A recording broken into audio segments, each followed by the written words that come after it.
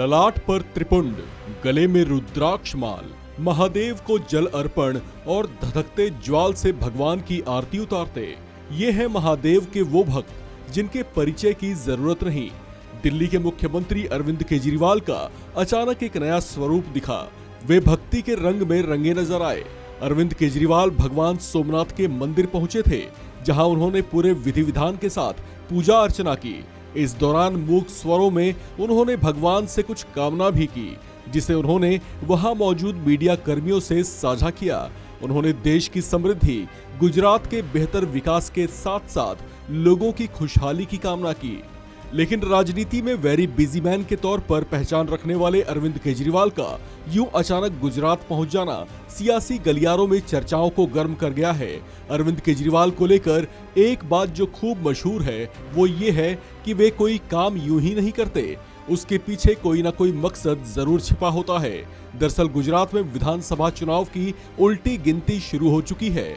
अब बस कुछ ही महीनों के अंतराल पर यहाँ विधानसभा के चुनाव होंगे। ऐसे में गुजरात की सत्ता जो हाल फिलहाल बीजेपी के पास है, उसके सामने मुख्य चैलेंजर सिर्फ कांग्रेस ही नहीं बल्कि यहाँ पर आम आदमी पार्टी की भी एंट्री हो चुकी है, जिसने कुछ समय पहले ही पंजाब में प्रचंड जीत के झंडे गाड़े हैं।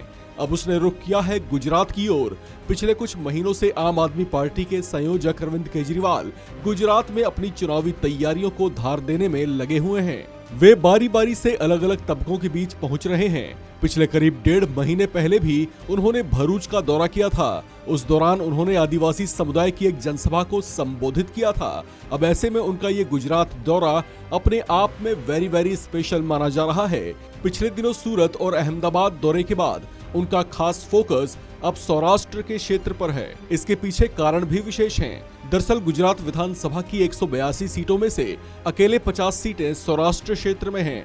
ऐसे में यहाँ केजरीवाल की दबिश अपने आप में कई चीजें बयां कर रही है। वे जानते हैं कि यहाँ पर अगर वे अपना प्रभाव जमाने में कामयाब रहते हैं तो चुनाव में कुछ कमाल कर जाने की संभावना बढ़ जाएगी।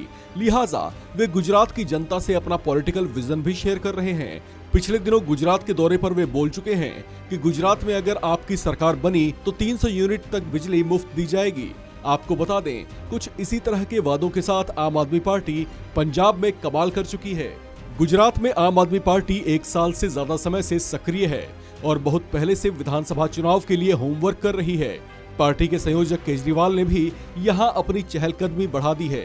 सोमनाथ मंदिर में पूजा अर्चना के बाद उन्होंने राजकोट में व्यापारियों से अलग अलग पहलुओं पर बातचीत की। उनका अचानक गुजरात पहुंचना और धार्मिक अंदाज में दिखाई देने को लेकर यहां के सियासी गलियारों में चर्चाएं तेज हो गई हैं। कहा जा रहा है कि गुजरात चुनाव के लिए वे हिंदुत्व का कार्ड भी आजमा रहे हैं। खैर, अब चर्चाएं तो कई तरह की हैं, लेकिन अरविंद केजरीवाल यहां आकर एक और जानकारी जो दे गए हैं वो ये है कि 1 अगस्त को वे फिर से सोमनाथ आएंगे। ऐसे में उनके ये गुजरात के फ्रिक्वेंट दौरे जाहिर कर रहे हैं कि वे इस चुनाव को कितना सीरियस ले रहे हैं।